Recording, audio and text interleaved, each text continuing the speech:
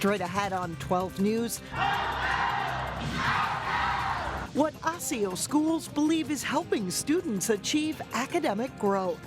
Plus, thieves who may have gotten away on the stolen merchandise.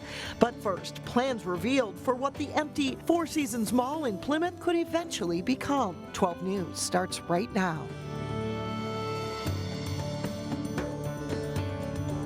Hello, everyone, and thanks for joining us. I'm Alexandra Renslow. And I'm Mike Johnson. Plymouth's Four Seasons Mall has been vacant for several years. But a development company wants to make it vibrant once again. Delane Cleveland explains. The Four Seasons Mall in Plymouth is a virtual ghost town, complete with 117,000 square feet of vacant storefronts, overgrown weeds, and puddles that dot the empty parking lot. We wanted to create a place that everybody can congregate. But nearly 5 miles away at Plymouth City Hall, We really looked at the site was as a gateway project. We also looked at it as a community project. officials from Rock Hill Development, which recently signed a purchase agreement for the property, laid out plans for city officials Tuesday night to bring new life to a section of the city that's long been dead. And one of the components that we really thought highly about was introducing a lodging facility, or possibly two, to bookend, to create this basically anchor, as usually shopping centers do. In addition to hotels, developers have suggested senior housing, restaurants, and other retail. So about just under 83,000 square feet of retail will be on the site when all is said and done. Residents in attendance at Tuesday's meeting were certainly intrigued with what they heard. The potential in the plan, I thought, was very well presented, and I liked it. I'm very happy that they're starting to work on getting someone down there and getting something working, but I'm a little concerned about the traffic and the parking. Indeed, traffic and parking concerns in the neighborhood were some of the biggest reasons why a Walmart never went up at the site. Adjacent to the neighborhood. And city officials say they still have concerns about traffic patterns, but the biggest issue with the property is water. It literally sits on top of the water table, and I was especially encouraged to see that they're going to deal and work with the watershed. I thought their plans were very unique, almost a genius level. Yet whether that so-called genius level plan becomes a reality remains to be seen. Well, council members shared some of their concerns with the developers on Tuesday night. Now they want to hear feedback from residents in the area. Informational materials will be mailed out to people living in Ward 4, but people are also encouraged to call Plymouth City Hall to weigh in. Mike? All right, thank you, Delane. Police are looking for the thieves who broke into a bike shop in Champlin overnight and took a pricey, popular bike. The thieves used a hammer to smash the back window of the Trailhead cycling store at around 4 a.m. The store owner says they headed straight for a $2,100 bike and they rode off on a nearby trail before police arrived, all in under 5 minutes. Not a low-end bike, but they passed by stuff worth 3 times the value to get that bike. So we're thinking that they had been in, seen it, it's what they wanted, and they came and got it. The bike they took looked like this popular model. The shop owners posted the theft online with the hope that if another bike shop in the area should see the bicycle, they will call police. It's the first break-in they've had there in 13 years of business. And get ready for round 3 of Highway 100 closures. This time, southbound Highway 100 will be reduced to a single lane starting at 10 o'clock tonight. That's Wednesday night between West 44th and West 50th Streets in Edina. It will remain that way until Friday night.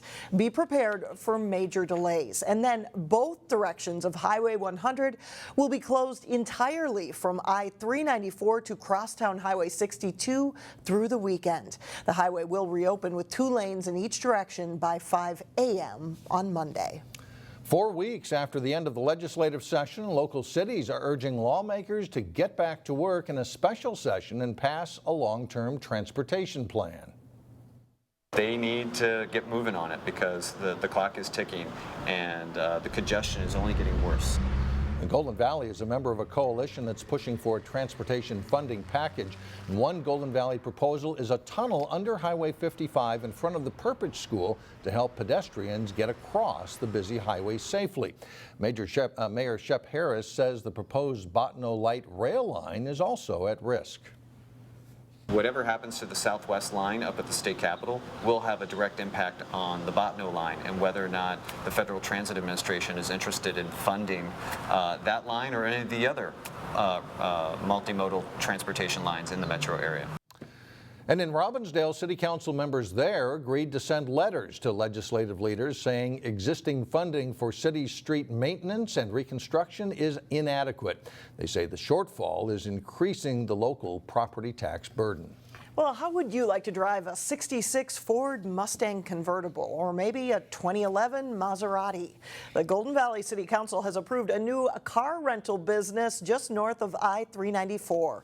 Maury's Heritage Car Connection will offer 30 cars with a wide range of years and models and a wide range of costs to rent them, anywhere from $100 a day to $450 per day for a 2008 Aston Martin.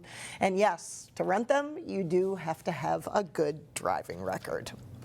Some students in the Osseo School District are in class this summer, and that's by choice. As reporter Sonia Goen shows us, it's a multicultural program geared toward getting kids to love reading.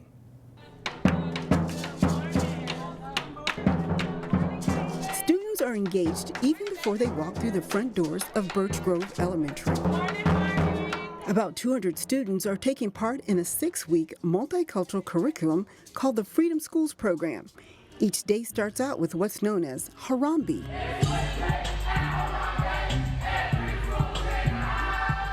The assembly includes motivational dances and songs about positive affirmation. I have a brilliant brain. And I can do anything. Dr. Yvette Jackson, CEO of the National Urban Alliance, was a special guest reader. You lose the cows and the bag of money. You and your sister can start packing your belongings. Students also read on their own. They're given books that are reflective of their culture. Students can see themselves in those books. They are heroes. They are everyday folks. Teachers say students are more likely to love literature when they can relate to the book. At this school, they make things fun to learn, so it's not boring for the kids, so it's really fun for you. And students say they're comprehending what they read. By reading together and taking the time to understand some things that I may have not understood by myself. This is the 3rd year for the program. Each year, an outside agency tests students at the beginning and end of each session. Osseo officials say they are seeing huge improvements in reading. We accelerated growth in our students by over a year. So students in 6-week time gained 1 year of academic growth at the end, over 1 year. In Brooklyn Park, Sonia Goins, 12 News. The program is free and students are provided breakfast and lunch. And the Osseo school officials say in the future they want to incorporate some of the Freedom School agenda into their regular school curriculum. Some members of the Brooklyn Park Police Department rolled up their sleeves to serve the community in a different way. We are preparing fruits and vegetables and other healthy items for lunches for community members. Uniformed and plainclothes police officers volunteered several hours of their time packing up lunches at Brooklyn United Methodist Church. The church's Sunny program, or Serving Up Nutrition Now for Youth, relies on volunteers and donations as they prepare lunches 3 times a week during the summer months for families in need. Next month, Brooklyn Center Police will volunteer for the job, and if you'd like to help out, you can contact Brooklyn United Methodist Church. Coming up, planning a summer remodeling project. We will have some tips on choosing a contractor. And then later in sports, football stars from the class of 2016 put the pads back on to get set for this week's All-Star game. But first, pretty much perfection on Thursday. Sunny and low humidity. We'll be right back. Welcome back. Planning a home remodeling project can be a daunting task. Yeah, and today's Money Savers 12 News reporter Carissa Wyant has some helpful tips for consumers looking to transform their living areas. If a home remodeling project is on your horizon, experts have some helpful advice before you get started. Do your homework up front, make sure you know who you're talking to, and check out the contractor. There's a lot of great contractors in the Twin Cities. Before setting up interviews with contractors, consumers can take to the web to gather information. Do your research at bbb.org. You can research companies for free. You want to make sure they're licensed with the Minnesota Department of Labor and Industry. That's very important too. You want to make sure their license is up to date and so forth. And you want references from friends and family. Always a great idea to get those recommendations. Checking out the work history for companies you're considering is important. Go to their website, look at the photos, check out the Better Business Bureau, Angie's List. Those types of sources are oftentimes a really good qualifier before you have them come out. Getting multiple estimates in writing is important too. From there, yes, 3 estimates. You want to contract everything in writing, and of course warranty information is very important. If you choose a business that isn't local, you might have problems resolving warranty or service issues in the future. What's their track record? Are they going to be around their problems? What if they're in Alabama and things come up with my roof? How do I reach them, and who's going to take care of my problems? These are all things you want to consider. So there is that advantage to maybe keeping local, staying local. Many company owners don't actually do the work, so it's a good idea to ask to visit a project to see their crew in progress. People do go look at jobs. We actually do open houses about once a month so people can see a recently completed project. We also are in the remodeler showcase twice a year, and generally there's 50 to 70 remodeling projects on that tour that people can go out and see. Experts also say never pay in full in advance for a project, and don't sign anything until you've read it completely. If you do those things, you'll be very well protected. For Money Savers, Carissa Wyant, 12 News. And we will have links to the Better Business Bureau's website and the Minnesota Department of Labor on our website, 12.tv. Well, coming up, Plymouth's way of wishing happy birthday to our country. But first, hear from 4 local students getting set for the Minnesota High School All-Star football game. John Jacobson has that and much more coming up next in sports. The annual High School All-Star football game returns to St. Cloud State University this Saturday. For the 5th straight year, the teams are split between North and South. 4 guys who played their high school ball here in the northwest suburbs are on the North roster. Running back Prince Crua and wide receiver Demario Armstrong, both from state class 6A champion Osseo, plus 2 defensive linemen, Chance Bowen of Armstrong and Lewis Kidd from Tutino Grace. Players arrived at St. John's in Collegeville on Sunday and have enjoyed the week so far and are looking forward to getting the pads on Saturday for their final high school game. It's an honor playing in this game for the All-Star game. At the same time, it's also emotional because the last high school football game we'll be playing with these guys, it just feels great.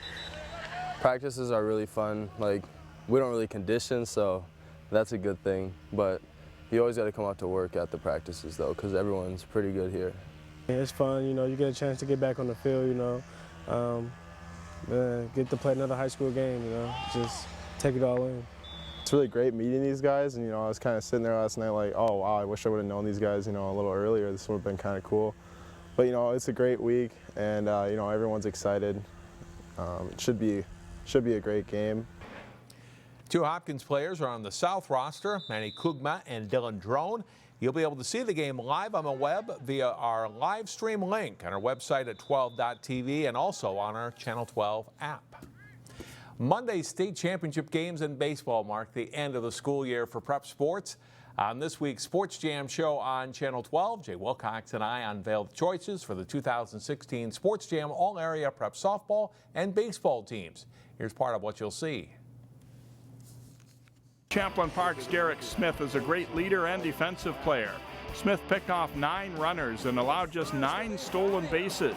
He hit .333 with 6 doubles and knocked in the go-ahead run in the Section 5 final. All-Star pick Smith will play baseball at Southwest State.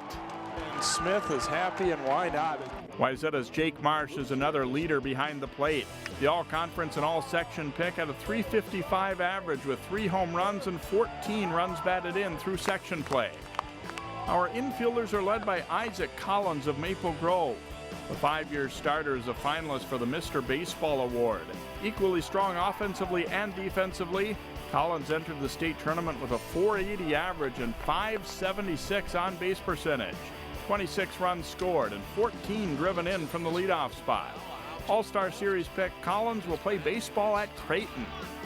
Now to the infield and Hopkins, number 17, Natalie Den Hartog. One of the top players in the Lake Conference, sophomore Den Hartog helped lead the Royals to their first state tournament appearance in 5 years. All-conference shortstop Den Hartog enjoyed a great postseason, including a .571 batting average in the state tournament. Maple Grove junior shortstop Aaron Roll was the Crimson's most consistent hitter this season. Roll hit .434 on the year with 15 extra base hits. An athletic player with power at the plate and a strong arm, Roll was all-conference, all-section, and all-state honorable mention. Cooper infielder Yvette Upshur-Williams was dynamite at the plate this spring for the Hawks. Her on-base plus slugging percentage was over 1,100. Upshur-Williams was all Metro West Conference. Yeah, you can see the rest of those teams and plenty of prep highlights on the season finale of Sports Jam. It's on through tonight, Wednesday at 3:30, 6:30, and 9:30 p.m. on Channel 12 and 799, and also anytime on our website at 12.tv. And that's a look at sports today. All right, thanks a lot, Jen. If you missed the Strawberry Moon earlier this week, hopefully you didn't miss out on a gorgeous Tuesday night. Yeah, Brooklyn Center picked the perfect night for its first concert at its brand new Amphitheater. The Rockin' Hollywoods performed, and you can enjoy free concerts there every Tuesday evening. We'll be right back.